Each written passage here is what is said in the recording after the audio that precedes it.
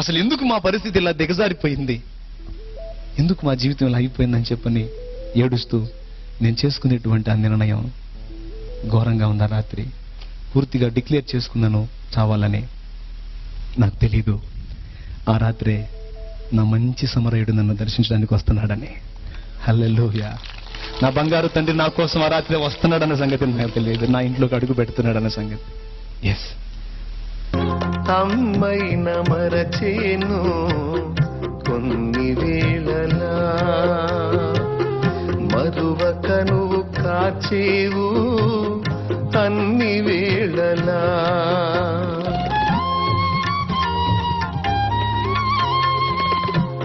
అమ్మైన మరచేను కొన్ని వేళలా,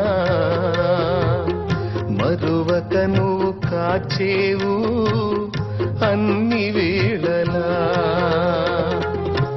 నా మంచి స్నేహితుడా మరువలేను నీ ప్రేమ, నా మంచి స్నేహితుడా మరువలేను నీ ప్రేమ. నీ ప్రేమ మరచుట కంటే మరణమే మేలు సుమా, నిన్ను వీడి బ్రతుకుట కంటే మరణమే మేలు సుమా, మరణమే మేలు సుమా. యేసుని అనురాగం నిజమైన మమకారం చూపునా ఎవరైనా ఈ బ్రతుకులు, దొరుకునా ఎందైనా ఈ జగతిలో. యేసుని అనురాగం. ఆ రాత్రి దర్శించాడు. నేను ఆరాధించినటువంటి దేవతలను, దేవుళ్ళన్నిటిని జ్ఞాపకం చేసుకుని ఒక దేవతన్నా సహాయపడలేదు, ఒక దేవుడన్నా సహాయపడలేదని చాలా దుఃఖపడుతూ ఉన్నాను. పిల్లరా, గిడ్డం బాగా పెంచుకొని జుట్టు పెంచుకొని ఉన్నాను. తిరుపతి వస్తానని అప్పటికి 5 సార్లు మాల వేసుకున్నాను. 3 సంవత్సరాలు వేసుకునే మాల ఒకే సంవత్సరం వేసుకుంటాను. దేవుడా నా కుటుంబాన్ని గట్టెక్కించమని మొక్కుబడి చేశాను. నా చిన్న బిడ్డలకు పిలకలు దేనికో తెలుసా, తిరుపతికి తీసుకెళ్లి వాళ్ళకు కూడా ఇస్తానని. అంతేకాదు చాలా ఉన్నాయి మొక్కుబళ్ళు. అవన్నీ అక్కడ పెట్టి మొత్తం గుర్తు చేసుకుని ఏడుస్తూ ఉన్నాను. ఆదమర్చి నిద్రపోయాను. తెల్లవారుజాము 4 అది శుక్రవార దినం నా ప్రభు నన్ను దర్శించాడు. ఒక స్వప్నం ద్వారా ఆయన నాతో మాట్లాడి దర్శించాడు. నేను మెలకువగలిగి లేచి కూర్చుని ఇలాంటి అద్భుత కార్యాన్ని చేయగలిగేది ఎవరు? ఒక అద్భుత కార్యాన్ని నా కళ్ళకు చూపించాడు. అది వివరించడానికి టైం లేదు. అది నా కళ్ళకు చూపించాడు. ఇలాంటి కార్యం చేయగలిగే వాళ్ళు ఎవరు? ఒకవేళ వెంకటేశ్వర స్వామి చేస్తాడేమో. కాదు, బ్రహ్మంగారి పూజ చేస్తున్నాను కదా. అవునండి, ద్వాదశాక్షరి మహామంత్రం అని ఒక పెద్ద మంత్రం ఉంది. 12,008 సార్లు అక్షరం తప్పుకోకుండా, అంకె తప్పుకోకుండా జపిస్తే స్వామి ప్రత్యక్షం అవుతాడంటే రుద్రాక్ష దండాలు ఇచ్చుకొని మెళ్ళ వేసుకుని, విభూది రేఖలు ఒంటి నిండా పెట్టుకుని, పద్మాసనం వేసుకొని కూర్చొని ఉపవాసం ఉండి, నోటితో అంకెలు తేడా వస్తాయేమని చెప్పి రామకోటిలాగా రాసుకుంటా చదవటం, రాయటం. ఆ మంత్రం ఎప్పటికి కూడా గుర్తుంది నాకు. అస్యా శ్రీ వీరబ్రహ్మేంద్ర స్తోత్రస్య మహామంత్రస్య సిద్ధియోగి శ్రీ ఋషిమక్తి చంద్ర పరాం జ్యోతి స్వరూపిణి ఓం దేవత భీం కలకం యమధర్మార్థ కామ మోక్ష పరపురుషార్థ చతురార్థ. అలా పెద్దది 12,008 సార్లు జపిస్తే స్వామి కనపడతాడంటే జపించడమే కాదు, రాయటం కూడా మొదలు పెట్టాను. ఒకవేళ ఇది రాస్తున్నాను కదా, బ్రహ్మంగారు కనపడ్డాడేమో అనుకున్నాను. ఈ స్వామి ఆ స్వామి, ఈ స్వామి ఆ స్వామి అంటుంటే నా చెవుల్లో ఒక ధ్వని మారుమోగుతుంది. ఇలాంటి కార్యములు చేయగలిగిన వాడు నజరేయుడగు యేసు ఒక్కడే. Praise the Lord. ఈ ఘడియలో నిన్ను కాపాడగలిగిన వాడు నజరేయుడగు యేసు ఒక్కడే. లే చెప్పని నా చెవుల్లో ధ్వని మారుమోగుతా ఉంది. ఒక బలమైనటువంటి ప్రేరేపణ నన్ను గుచ్చుతుంది. నేనేంటి అక్కడికి పోవటం ఏంటి అని ఒక పక్కన నా అహం నన్ను అడ్డగిస్తుంది. ఎట్టకేలకు ఒక అభిప్రాయానికి వచ్చాను. ఇన్ని దేవతలు, ఇన్ని దేవుళ్ళు, ఇన్ని సిద్ధాంతులు, ఇన్ని వేదాంతులు, ఇన్ని మాంత్రికులు తిరిగి అసలు ఒక్కసారన్నా నేను చర్చికి ఎందుకు వెళ్ళలేకపోయాను? మొత్తానికి ఏదో నాకు అడ్డుపడతా ఉందని గ్రహించి అప్పుడే తీర్మానం చేసుకున్నాను, ఇక నుంచి నేను చర్చికి వెళ్ళాలని. నా తల్లికి చెప్పాను, నేను చర్చికి వెళ్తానంటే అదేందయ్యా స్వాములకు మొక్కులు మొక్కున్నావు, అదేంటి అటు వెళ్ళకూడదు అని చెప్పని అంటదేమో అనుకున్నాను. ఒక మాట ఎందుకయ్యా అని అన్న ఆమె వెంటనే సరే పోయా, ఆయనన్నా సహాయపడతాడేమో అంది. ఆ మాటతో మొట్టమొదటిసారి చర్చికి వెళ్ళాను.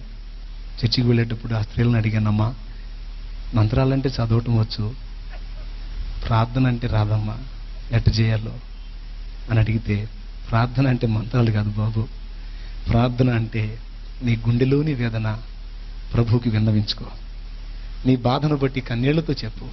ఆయన కరుణామయుడు, ఆయన నీతో మాట్లాడతాడు, నీకు సహాయపడతాడని వాళ్ళు చెప్తే, దేవుడు మాట్లాడతాడా, యేసు ప్రభు మాట్లాడతాడంటే ఖచ్చితంగా మాట్లాడతాడు. అట్లయితే ఆయనగా నాతో మాట్లాడితే నా బ్రతుకును ఆయనకు అంకితం చేసుకుంటాను అనుకున్నాను. మొట్టమొదటిసారి చర్చిలోకి వెళ్ళాను. వెళ్ళారా, దేవుడు మాట్లాడతాడా? బైబిల్లో దాదాపు 11 రకాలుగా దేవుడు మాట్లాడాడు.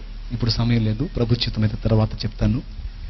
ఆ రోజు నేను దేవాలయంలోకి అడుగుపెట్టిన తర్వాత నాకు తెలియకుండానే భయంకరమైన దుఃఖం నన్ను ఆవరించింది. కుప్పలా కూలిపోయి పెద్దగా ఏడ్చాను. చర్చిలో ఒకటి మాత్రం నాకు బాగా నచ్చింది, మనసారా ఏడవటానికి భలే అవకాశం దొరికింది. ఎందుకంటే అక్కడ ఆల్రెడీ ఉన్నోళ్ళు ఏడుస్తా ప్రార్థన చేస్తున్నాను. ఆ ఏడుపులో నా ఏడుపు కూడా కలిపేశాను, పెద్దగా ఏడ్చాను. ఎంత ఏడ్చానో నాకు తెలియదు. యేసు ప్రభువా, నిన్ను ఘోరంగా తిట్టి అందరాన్ని మాట్లాడిన దౌర్భాగ్యుణ్ణి, చావాలనుకుంటున్నాను, గతి లేక నిన్ను ఆశ్రయించాను, నువ్వు నాకు సహాయపడతావా? నువ్వు మాట్లాడతావంట, నువ్వు ఎటు నుంచి మాట్లాడతావు, ఎలా మాట్లాడతావు, నాతో మాట్లాడతావా? ఏడుపు తప్పితే నా బ్రతుకులో ఏమీ లేదయ్యా. యేసు ప్రభువా, నాతో మాట్లాడతావా? నా మాటలు నీకు అర్థమవుతున్నాయా? ఆ ప్రార్థనలు ఎట్ట చేయాలో నా చేత కాదు, మరి నేను చేసేది నీకు అర్థమవుతుందా? నా పరిస్థితి ఏమిటని నేను అడిగినప్పుడు కొద్ది తడవ తర్వాత అటు చూడు అనేటువంటి ప్రేరణ బలంగా వస్తాం.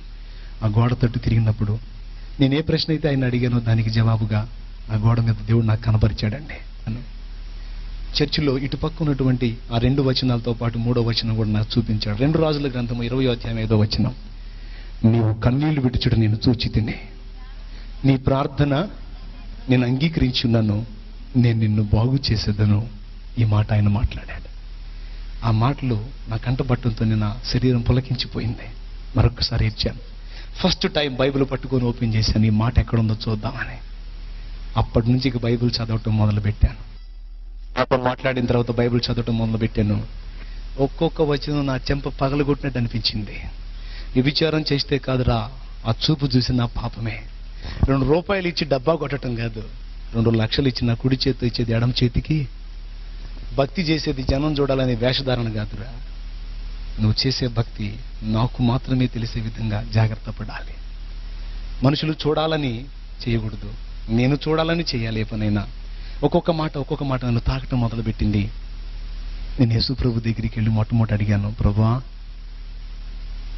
నేను ఇంత శ్రమ పడటానికి వాస్తు తేడానా, చేతబడా, లేకపోతే గ్రహదోషమా అంటే ప్రభు చెప్పిన మాట ఏమిటంటే, ఈ 3 మీ మీద పని చేయాలన్నా, లేకపోతే ఇది కాకుండా మరి ఏదైనా మీ మీద దాడి చేయాలన్నా అన్నిటికంటే ప్రాముఖ్యంగా మీకు పాపదోషం ఉంది అన్నాడు.